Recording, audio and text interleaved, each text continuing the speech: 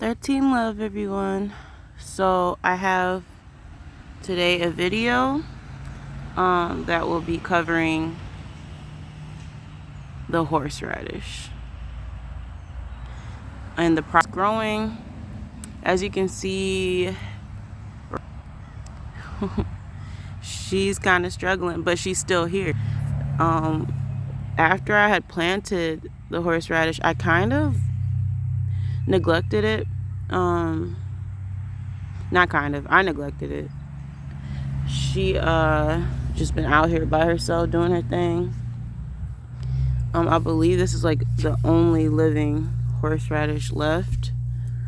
Because of the heat and the lack of fertilization. So what I want to do is maybe see about pulling that one up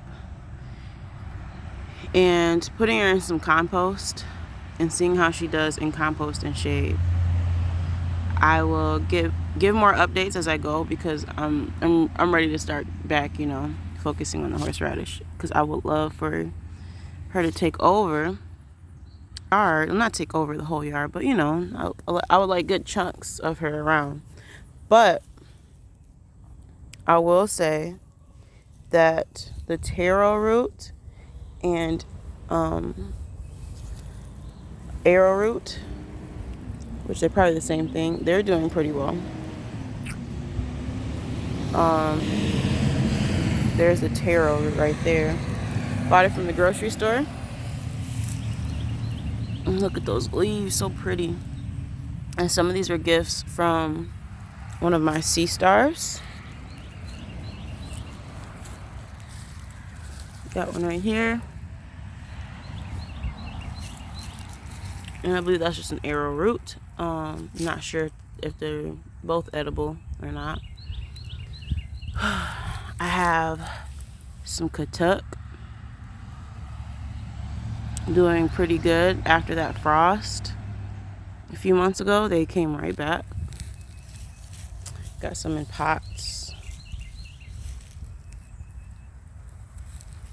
And I'm gonna take you over here. Why not? Got some Seminole pumpkin doing her thing, and it's looking like she's trying to make her way over there too, which is fine. I will need to kind of train her to stay over there.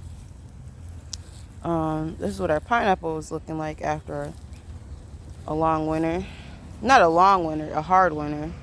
Say a hard winter. Okay, so after that frost, all right, we had a frost, and ever since then, these pineapples have been looking crazy. But I believe in their ability to grow and persevere through the adversity.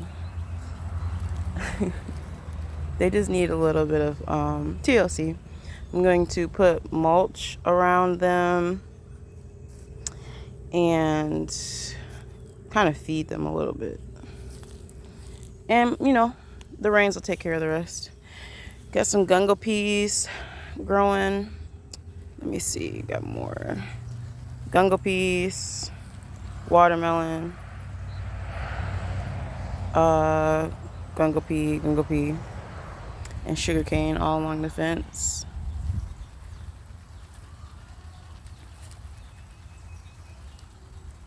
There's a little cassava. Look at her. She living with the watermelon, doing her. All right, and then we have some Tithonia diversifolia that just is looking absolutely beautiful. And this is only the beginning. Rainy season hasn't even hit. I can see this potentially being a problem. We just got to take care of it as it arises. And everything will be all right. It'll be all right. We have a sunflower amongst the collards. I'm not sure if this is Biden's Alba. It looks like Biden's Alba. I kind of want to pull it up, but I'm not going to. But I want to. And then amongst all that, there's like marigolds and Egyptian spinach. This bed is kind of like just, I don't know, she's just random right now. I might just let it just all be Egyptian spinach. But, you know, if anybody who knows Egyptian spinach, it's kind of slimy. And, you know, there's other ways to prepare it besides, like, just having it raw, too. Even though the raw isn't slimy. It's like a silky texture, really. It's, when you cook them, it's slimy. And that would be fine, you know, with, like, some pita bread. Like, making a soup, a thick soup. Out of the spinach, and you know, add some onions and seasonings and garlic, all that good stuff, herbs, and then getting some pita bread and dipping that thing in there and sopping it up, some hummus. Oh my goodness. Okay, yeah, definitely staying. I'll just, if I want to add something here, I'll just pull up, you know, make a space for something new. But in the meantime, this is what we have. I got another sunflower here. Let me take you to the other side. You can see a red Russian kale that's still kicking, even after this heat. She doing her thing. Now, we're not going to talk about let me see the potential aphids she might have. Oh, okay. So, you know, she getting ate up, but this might be else that survives the whole summer. We will definitely see, though, because the heat is only getting started. We have here, let me see, is this another sunflower? Please be. I believe this is another sunflower plant. That's what's up, because I want sunflowers everywhere.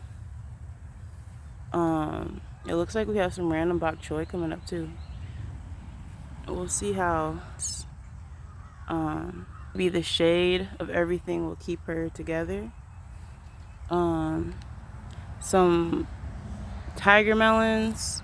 Oh, look, we got a random amaranth plant that popped up. I love volunteers. That's less work for me. Okay, I can't be out here weeding. I don't have time for that. I'm just gonna do this video real quick. Okay, so here's a fig tree amongst everything. And then I know you're probably like, but what about that vine? Well, this is a ube. Yeah, it's a couple of them in there actually. And we made like a makeshift trellis out of an electric culture situation. So like you can't really see, but there's let me see if I can zoom in. There's a copper wire winding around. Yeah. So there's that. We have some canna lilies in between everything.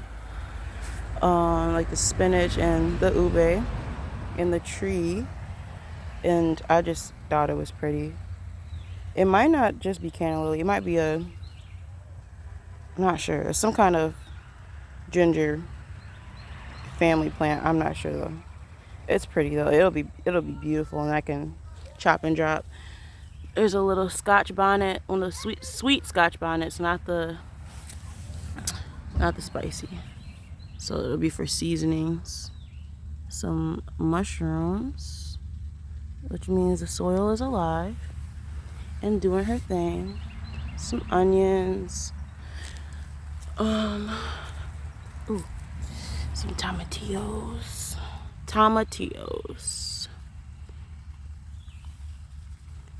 I thought they were supposed to get bigger than what I've been seeing, but the season is still, I don't know if y'all can see them.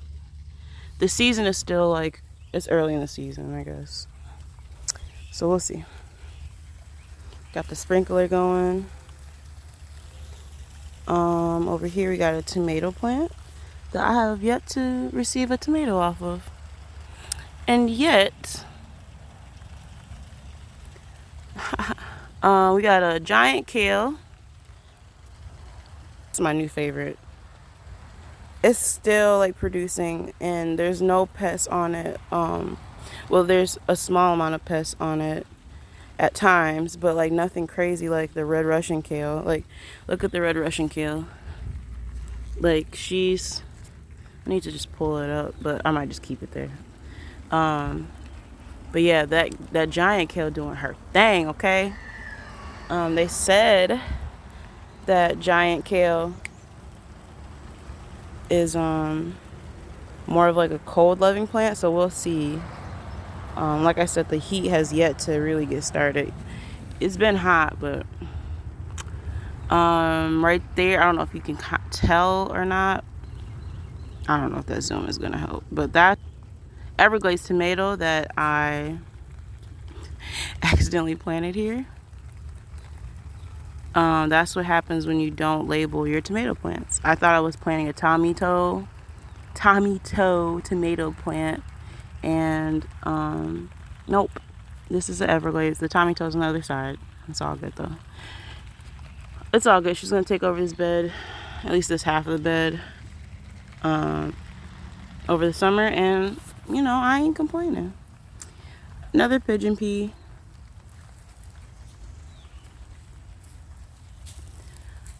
A fig tree with like a makeshift water compost amongst the Jamaican sorrel, and I believe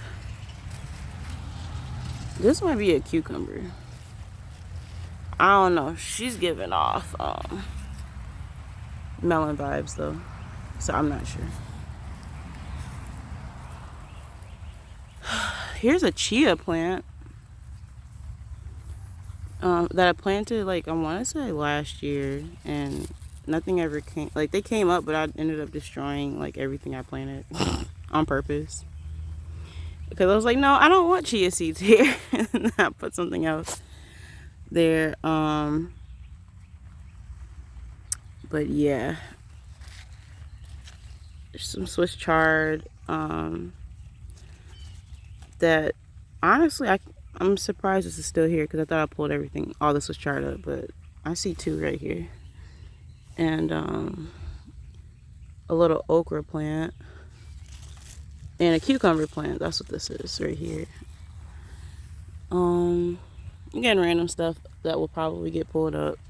We'll see. Here's some more of that giant kale. This does have some pest pressure coming in. You can see that. But this one I kind of just feed to chickens. I'm not quite sure if this is calendula or marigold. It's giving off calendula vibes though. So, and then there's like a little cassava in there that'll outgrow the flowers eventually. Okra, Jamaican sorrel, and melons. Oh, my children are calling me. So, I guess that's the end of this tour, I guess you could call it. And I'll do the rest when I feel like it. All right. 13 love, everyone.